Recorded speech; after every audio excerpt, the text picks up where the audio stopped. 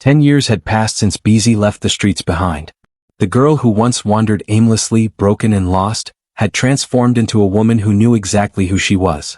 She had built herself up from nothing, a mother, a survivor, and a force to be reckoned with. Bisi stood in front of her small but successful fashion boutique in the heart of Lagos, watching as customers entered and exited. The shop was busy today, filled with vibrant fabrics and unique designs that Bisi had spent years perfecting. She had always loved fashion, and in the years since her struggles, she had poured her heart into creating beautiful clothes that told stories.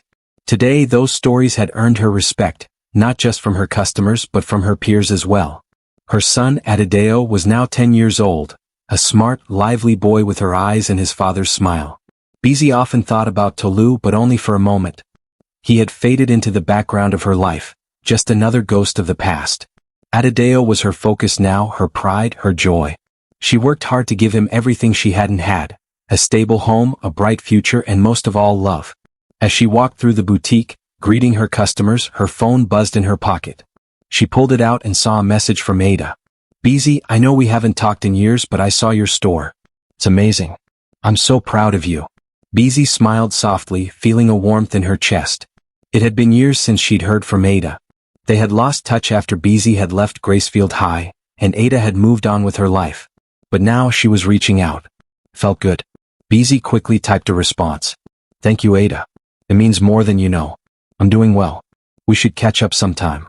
She slipped the phone back into her pocket and continued to oversee the shop. Her life had finally started to come together. She no longer had to hide from the world or from herself. There were days she still felt the sting of the past, but those were fewer now. She had learned to forgive herself and let go of the guilt she'd carried for so long. It wasn't easy, but it was necessary. As the day went on, Bisi thought about the road she'd traveled. From the streets, from the pain, from the broken promises of Tulu, she had come so far. She had given Adideo a life full of hope and opportunities. He was doing well in school, excelling in every subject and making friends easily. He didn't know the struggles his mother had gone through, and that was exactly how it should be. He was a child of the future, not of the past. But no matter how far she'd come, there were still moments that reminded her of her former life.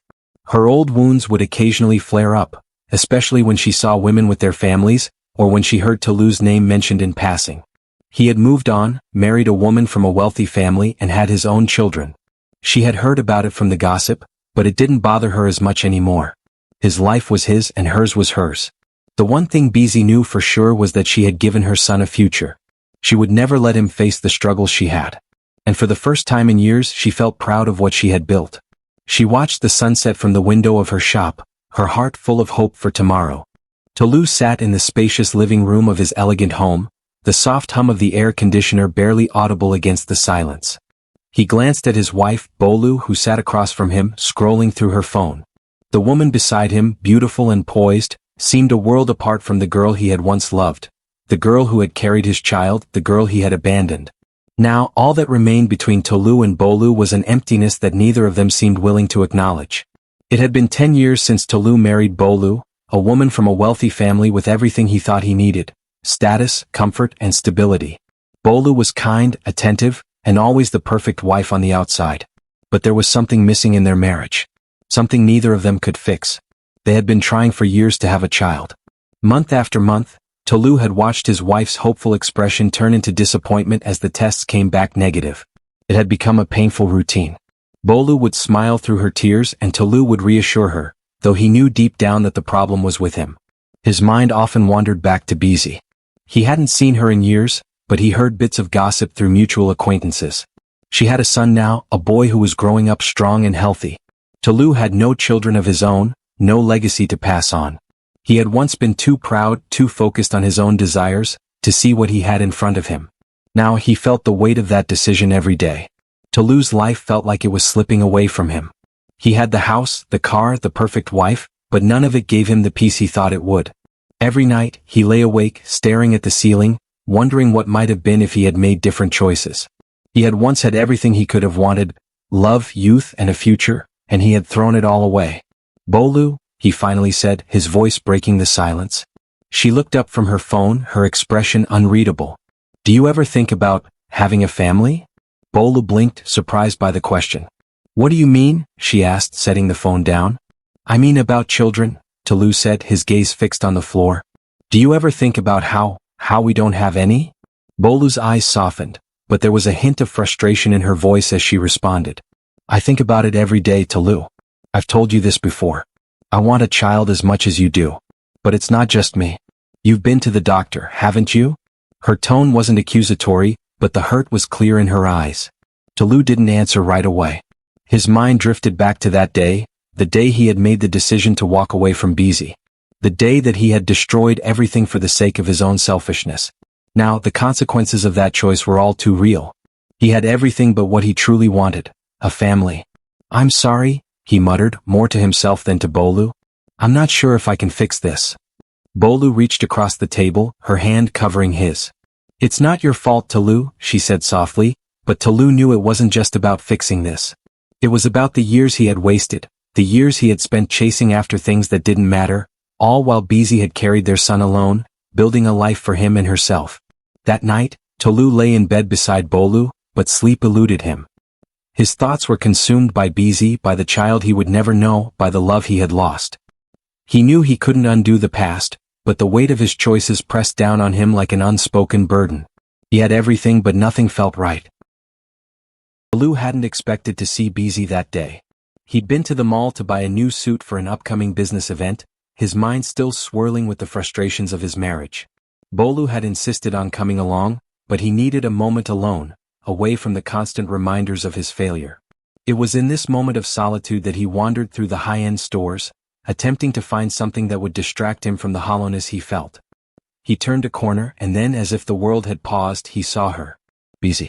She was standing in front of a boutique, her long, graceful figure illuminated by the soft light from inside the shop.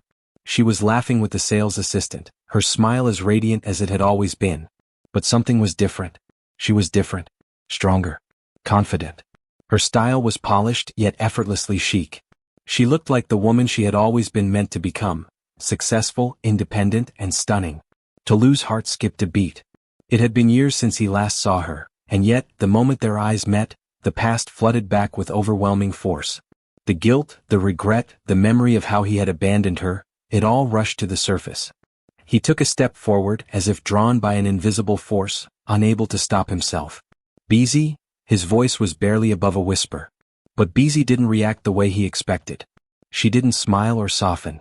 Instead, her eyes flicked over him, cold and unreadable. For a moment, Tolu thought he had imagined the recognition in her gaze, but no, she knew exactly who he was. He could see it in the brief flicker of emotion that passed across her face, but she quickly masked it, turning her attention back to the sales assistant. Tolu's chest tightened. Was she ignoring him on purpose? Was she pretending she didn't know him? His heart ached with the realization that Bisi had truly moved on, and he wasn't a part of her life anymore. He took another step forward, his voice more urgent this time. Bisi, wait. But before he could say anything more, she turned to the assistant with a calm, almost dismissive tone. I'll take the dress in size medium, please. Thank you. The sales assistant nodded, handing the dress to Bisi. Tulu stood there, dumbfounded, watching as she turned her back on him. She wasn't going to acknowledge him. She wasn't going to let him into her world again. For the first time, he truly understood the depth of the wall she had built between them. He stood there, unsure of what to do next. His pride burned, but there was something else, something deeper. A raw desperation to be seen by her, to be forgiven, to somehow reach her again. But Bisi wasn't the girl he had once known. She wasn't the girl who had waited for his promises. She was a woman now, a woman who had learned to survive without him. Bisi paid for the dress, then turned to walk away, her back straight, her steps confident. But before she could disappear into the crowd, she paused. Her voice, calm and steady, reached Tolu's ears. Goodbye, Tolu. The words stung. They were final, but there was no anger in her tone, only a quiet resignation. She didn't need anything from him anymore. She had built her life, her family, her future, without him.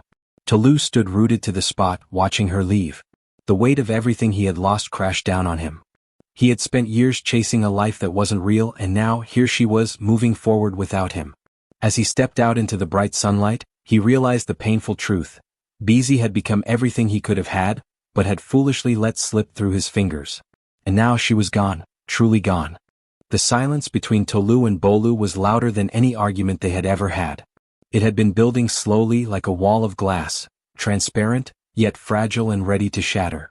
Every time a family member hinted about children, every time Bolu saw a baby at a gathering and looked away too quickly, every time Tulu sat alone in his office and stared blankly at the computer screen, it all added up. The tension was now thick enough to suffocate them both. One night, after yet another dinner spent in silence, Bolu finally spoke. Her voice was calm, but it trembled slightly. Tulu, maybe it's time we stop guessing and just see a doctor. A proper fertility specialist. Tulu nodded slowly, unable to meet her eyes. Okay. A week later they sat in a clean, quiet clinic, hands cold, hearts heavy. The doctor was gentle, professional, and clear. Tests were done for both of them, blood work, scans, and samples. And then came the day for results. Tolu sat beside Bolu in the doctor's office, his fingers clenched tightly together. The doctor glanced at the file, then looked up at them with a steady expression. Well, he began, Mrs. Bolu, your results are completely normal. Your hormone levels and reproductive health are fine. A breath of relief escaped Bolu's lips. But the doctor continued, now turning to Tolu. Mr. Tolu, your results indicate a condition called oligospermia. It means you have a very low sperm count. This could be the primary reason behind the delay in conception. The words felt like thunder in Tolu's ears. His chest tightened. Bolu's face fell, her relief turning into confusion and shock. She looked at Tolu, searching his face for answers. Is this something that can be treated? She asked quickly. There are options, the doctor said gently. Lifestyle changes, medication, and in some cases, assisted reproductive techniques. But it may take time and effort. And even then it's not guaranteed. Tolu couldn't speak. His mind was spiraling. He had always assumed the problem might lie with Bolu, or maybe it was just fate. But to hear that he was the reason, that he was the one holding them back, it crushed him. When they got back home, the silence returned, but this time it was different. It wasn't just quiet, it was heavy with disappointment and unspoken fear. That night, Bolu didn't sleep beside him. She stayed in the guest room, saying she needed space. Tulu lay in bed alone, his thoughts racing. Images of Bisi flashed through his mind, her strength, her child, her confidence when she walked away from him at the mall. She had borne his child. And now, he couldn't even give his wife one. The irony sliced through him like a knife. The woman he rejected had done what his perfect, well-planned marriage could not. And now, that rejection haunted him more deeply than ever before. He turned to the empty space beside him and whispered into the darkness, "What have I done?" The house felt suffocating, and the once familiar silence now carried a weight that neither of them knew how to escape. The words from the doctor's office echoed in Tolu's mind. Low sperm count, a painful truth he could no longer deny. Every night, he lay awake in the dark, staring at the ceiling, wrestling with the shame and guilt that gnawed at him. The distance between him and Bolu grew with every passing day, and neither of them knew how to bridge the gap. Bolu tried to talk, to suggest ways forward. But Tolu couldn't shake the crushing feeling that his life was unraveling. He wanted to fix things, to go back to how things were when they first married, when everything seemed possible. But now, everything was uncertain. It was a Friday evening when the argument started. Bolu had spent the day calling fertility clinics, seeking advice on treatments and alternatives. She was frustrated, anxious, but also determined. She was grasping at any hope that might bring them the child they both so desperately wanted. Tulu was sitting on the couch, staring at his phone, lost in his own thoughts, when Bolu walked in, her expression tight with worry. "I've been thinking," she began, her voice careful. "We could look into sperm donors." Tulu's head snapped up. He stared at her, unable to hide the shock and anger that flashed in his eyes. "A sperm donor?" he repeated, his voice rising. "You want me to use another man's sperm to have a child?" Bolu crossed her arms, trying to remain calm despite the tension. "Tulu, we've been trying for years. We can't keep going like this. A donor might be our only option if we want a family. I'm willing to do anything to make this work, anything to have a child." Tulu stood up abruptly, pacing across the room, his fists clenched. "So what? You want me to just accept that? That I can't have children with you, and we have to bring another man into this? Just like that?" "It's not like that," Bolu said, frustration seeping into her voice. "It's not about the man. It's about us. It's about our future. I love you, Tulu. I've always loved you. But this is tearing us apart. And I'm tired of waiting. I'm not doing it." Tulu spat, his voice filled with venom. "I'm not letting some stranger father my child while I sit here pretending it's okay." Bolu's eyes narrowed. "Why not, Tulu? Why not?" You've done everything else to destroy our chances at happiness. You pushed me into this marriage with your promises, and now you can't even give me what I need. You promised me a family and now you can't even give me that. Why should I keep waiting? Tulu's chest tightened, and he could feel the rage building inside him. He wanted to scream, to lash out at her for her words, but he knew it would only make things worse. He'd already failed her. How much worse could it get? I'm not going to let you bring another man into this, he said, his voice cold. If that's what you want, then maybe we're not meant to be. The words hit Bolu like a slap and she recoiled. So that's it? You'd rather let our marriage fall apart than try anything? You'd rather let us stay stuck forever? I didn't ask for any of this, Tulu replied bitterly. You knew what you were getting into when you married me. I never promised you a perfect life, Bolu. Tears welled in Bolu's eyes, but she quickly wiped them away, standing taller now, her voice shaking with emotion. Maybe I did know what I was getting into, but I thought we could build something together. And now, I'm the one holding this marriage together while you shut me out. Bolu took a step back, her voice barely above a whisper. I don't know what to do anymore, Tulu. I can't keep living like this. I want a family. I want us to be happy. But if you can't even try, then I don't know how much longer I can stay. Tulu stood frozen, his heart racing. The weight of her words hit him harder than anything before. The thought of losing her terrified him, but at the same time he couldn't bring himself to accept a sperm donor. It felt like defeat, a final admission that he had failed as a man and as a husband. The silence that followed was unbearable. Bolu slowly turned away, her back to him. I'm going to sleep in the guest room tonight, she said quietly. Maybe we need some space. Tolu watched her leave, feeling the distance between them widen with each step she took. He had no answers, no solutions. All he knew was that he was losing everything: his marriage, his chance at a family, and the respect of the woman he loved. As the door to the guest room clicked shut, Tulu sat down on the couch, his head in his hands. His life was falling apart and he had no one to blame but himself. Tulu couldn't sleep that night. The silence in the house was deafening, and the distance between him and Bolu felt like an insurmountable chasm. He had been drowning in his own regret, but it wasn't just about childlessness anymore. It was about Bisi. The image of her walking away from him at the mall, her cold dismissal, had haunted him ever since. For the first time in years, he realized how much he had taken her for granted. She wasn't the girl he had left behind anymore. She was a woman, independent and whole, and he had been the one to break her. Tolu grabbed his phone and typed in Bisi's number. He hesitated, staring at the screen for a moment before deleting the message he had typed. It wasn't enough. No words could undo the hurt he had caused her. But what could he do? How could he make amends? The next day he found himself at the same shopping mall, almost as if he were drawn there by an invisible force. He wandered through the stores, lost in his thoughts, until he saw her. She was there, again, standing at a kiosk, her back to him, casually picking out something from the display. He stopped in his tracks, his heart racing. This time he couldn't let her walk away without saying something. He had to face the consequences of his past. Slowly he approached her. His footsteps were hesitant but determined. When Bisi heard him approach, she froze. She didn't turn around, but she knew it was him.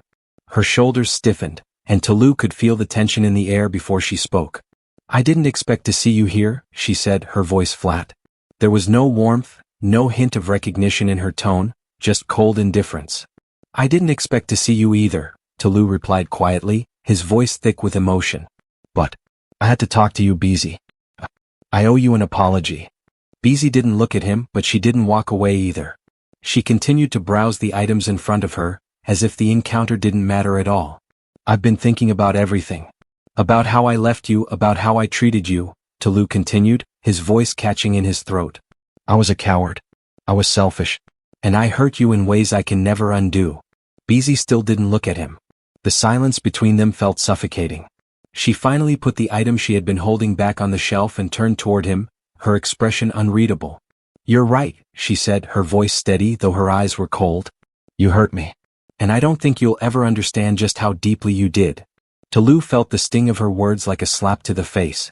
He had expected anger, but not this cold, unwavering truth. I know I can't take back what I did, but I want you to know that I regret it, he said, his voice sincere. I've lived with that regret every single day, Bisi. I never stopped thinking about you, about what I could have done. I don't know how to make things right. Bisi looked at him, her gaze piercing, and for a moment, Tulu thought she might say something, anything that would ease the tension. But instead she spoke in a way that surprised him. "Do you want to make things right?" she asked, her voice softer now but still distant. "You want to make it right, but what exactly do you think you can do? The damage is done, Tolu. I've moved on. I have my life, my son. I'm not the same girl you abandoned." Tolu's heart sank at the mention of her son. It was a painful reminder that he had missed out on so much of her life. He had no right to ask for anything, to expect anything from her. "I don't expect anything from you," he replied, his voice low. "But if you ever wanted to talk or if you needed anything, just know that I'm here." Bisi's eyes softened for a fraction of a second, but the moment was fleeting. She took a step back, her posture stiff again, and nodded once. "I appreciate your words, Tulu. But I'm not the person you left behind. I built my life. I've moved on, and I think it's time you do the same." Tulu stood there, feeling like he had just lost her all over again. He opened his mouth to say something more, but the words caught in his throat. There was nothing left to say. Bisi turned and walked away, leaving him standing in the middle of the mall, swallowed by the sea of shoppers and the weight of his own regrets. As he watched her disappear, the crushing reality of his past mistakes hit him harder than ever. He had lost her. Not just because of his mistakes, but because she had found a way to heal, to grow without him. Tolu felt more lost than he ever had before. Bolu no longer spoke to Tolu unless it was absolutely necessary. Meals were eaten apart, doors were slammed softly but meaningfully, and their bedroom had turned into two different worlds. Tolu had stopped trying. And Bolu had stopped caring. One evening, after yet another cold dinner in silence, Bolu sat across from Tolu and finally spoke. "I want a divorce." Tolu froze, his fork hanging mid-air. He stared at her, thinking maybe he had heard wrong. "What did you say?" "I said I want a divorce," Bolu repeated, her voice calm, too calm. "I'm tired, Tolu. I'm tired of pretending that we're okay. I'm tired of walking on eggshells. I'm tired of hoping something will change when deep down, I know it won't." Tolu dropped his fork and leaned back in his chair. "So, that's it?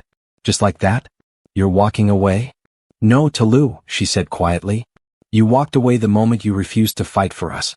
When you turned down the idea of a sperm donor and made me feel like a stranger for wanting a child. I begged. I cried. I waited. But you kept shutting me out." Tolu ran his hands over his face, the weight of her words sinking in. "You think I didn't suffer too? You think I wasn't hurting? This hasn't been easy for me either, Bolu." "I know that," she said, her eyes softening just a little. "But you didn't try. You held on to your pride and forgot about our love." The final blow came a few days later when Bolu packed her bags.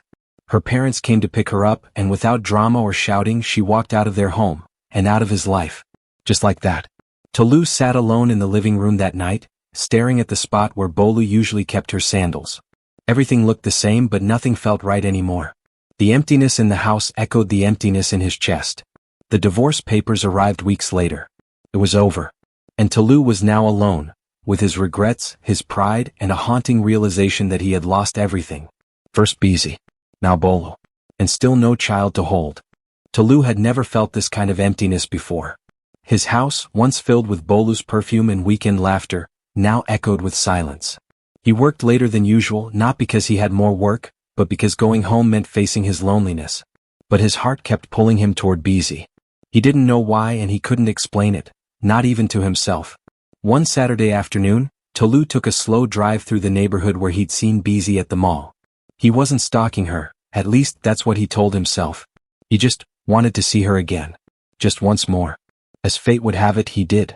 Bisi was walking out of a bakery, holding the hand of a young boy who looked to be about 9 years old. The child's eyes lit up as he pointed at something in the display window, and Bisi laughed, the same laugh Tolu had once loved. Tolu parked his car at a distance and just watched. The boy looked just like him. Same jawline. Same serious eyes. Even the way he stood, arms folded and head tilted slightly, was a reflection of Tolu in his school days. His heart skipped a beat. Was that his son? He hadn't asked. Bisi hadn't told. But now, looking at the boy, something inside Tolu twisted painfully. The years he had lost. The birthdays he had missed. The first steps, the first words, gone. He watched as Bisi knelt down to fix the boy's shoe and whispered something that made him smile. It was a tender moment, mother and son content without him. Tolu stayed in the car, gripping the steering wheel tightly. His eyes were damp. He had made the biggest mistake of his life, and now he was watching the life he could have had, from a distance. He wanted to talk to her, to say something, anything, but his mouth wouldn't move. His shame held him back like a chain. As they walked away, Tolu remained frozen. He had seen his son. And suddenly, everything felt more real than ever before. Days passed, but the image of the boy wouldn't leave Tolu's mind. Every night, he lay awake staring at the ceiling, wondering what kind of father he might have been. He didn't even know the child's name. It haunted him. One Sunday afternoon, dressed in a plain shirt and jeans, he knocked on Bisi's front door. He had asked around and quietly found out where she lived. His heart pounded as he waited. When the door opened, Bisi looked shocked and annoyed. "Tulu?" she asked, her brows narrowing. "What are you doing here?" "I need to talk to you," he said, shifting on his feet. She stepped outside, gently closing the door behind her. "About what?" "About the boy. He's mine, isn't he?" Tolu's voice was soft but steady. Bisi's face hardened immediately. "And what if he is? Then I deserve to know him. I deserve to be a part of his life." Bisi scoffed and shook her head. "You don't get to show up after almost 10 years and start talking about what you deserve. You left me, Tolu. You left us."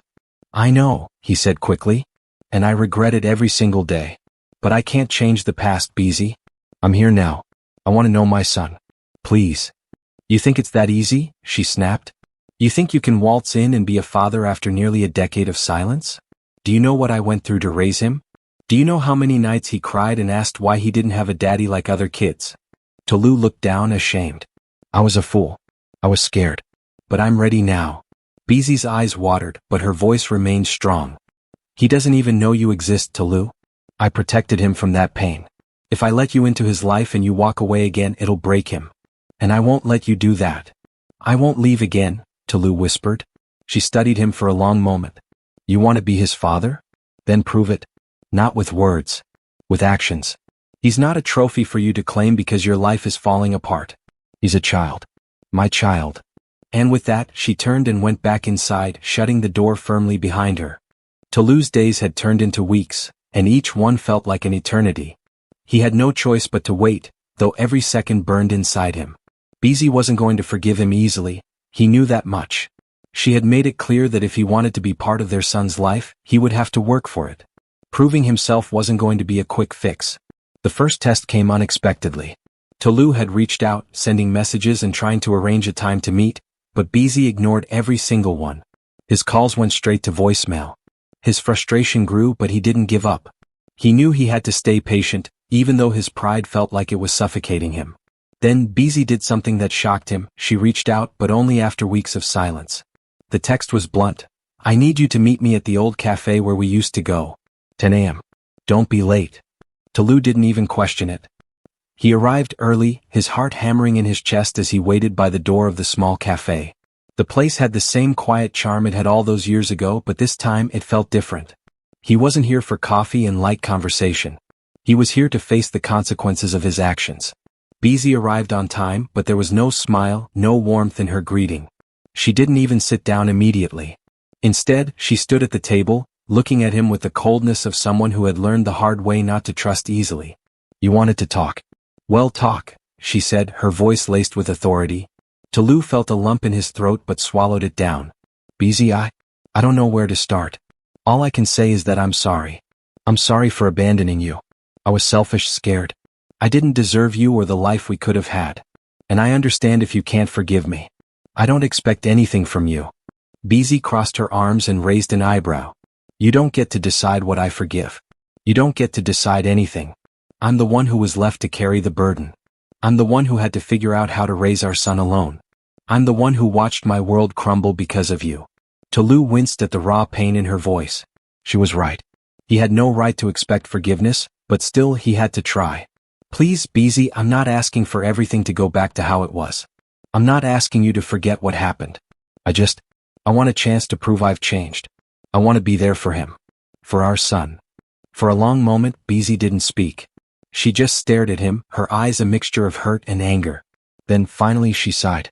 "I've heard this before, Tolu. From you and from others who promised they'd change. But talk is cheap. You've got no idea what I've been through. The nights I cried, the years I struggled alone. I wasn't just raising a child, Tolu. I was raising him with the weight of the world on my shoulders. And you made that happen." I know, Tolu whispered. But I've spent every day regretting it. Every day I've thought about you and him. I wasn't strong then, but I've changed. I swear I have. I just need you to let me prove it to you. Bisi looked at him with a piercing gaze. Prove it? You want to prove something? Fine. Here's what you're going to do. You're going to show up at my door every day. You'll bring your own strength, your own commitment. You'll help me with things, anything I need. And you won't ask for anything in return. Tolu didn't hesitate. I'll do it. I'll do anything. Bisi's eyes narrowed. Don't expect me to roll out the red carpet. You'll earn every minute of my time. You'll prove you're not the same man who left us behind. And when I say prove, I mean it in every way possible. If you make one mistake, I'll walk away and you won't see him. Tolu nodded, a fire igniting within him. This was it, the test of a lifetime. But he was ready. For the next few weeks, Tolu did exactly as she asked. He helped her with everything, buying groceries, running errands, even fixing things around the house. He worked tirelessly, never once asking for any recognition. Every time Bisi tested him, every time she made him prove he wasn't there just for the easy moments, Tolu pushed through. He showed up even when he was exhausted, even when the old guilt threatened to drag him back. Then came the hardest test of all. Bisi called him one evening. You're ready, Tolu. But there's one last thing. I'm letting you meet him. Tolu's heart raced. After everything, he was finally going to meet his son, the child he'd abandoned, the child who had lived a life without him. When he arrived at Bisi's house, she didn't let him in right away. Instead, she stood in the doorway, holding the hand of a little boy who looked up at him curiously. Tolu's breath caught in his throat. The boy had Bisi's eyes, but there was no mistaking the resemblance to him. He was his son.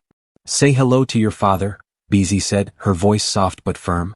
Tolu knelt down, his hands trembling as he extended them to the boy. Hi, I'm Tolu, he said, his voice thick with emotion. I've missed so much. The boy stared at him for a moment, then hesitantly took his hand. Are you going to stay? He asked, his voice small. I'm here now, Tolu said, his heart swelling. And I'm not going anywhere. Bisi watched them carefully, her arms crossed, her expression unreadable. She hadn't forgiven him completely yet, but this was a start. Tolu could only hope that he had earned the right to be part of their lives. But for now, this moment, this tiny hand in his, was all he needed.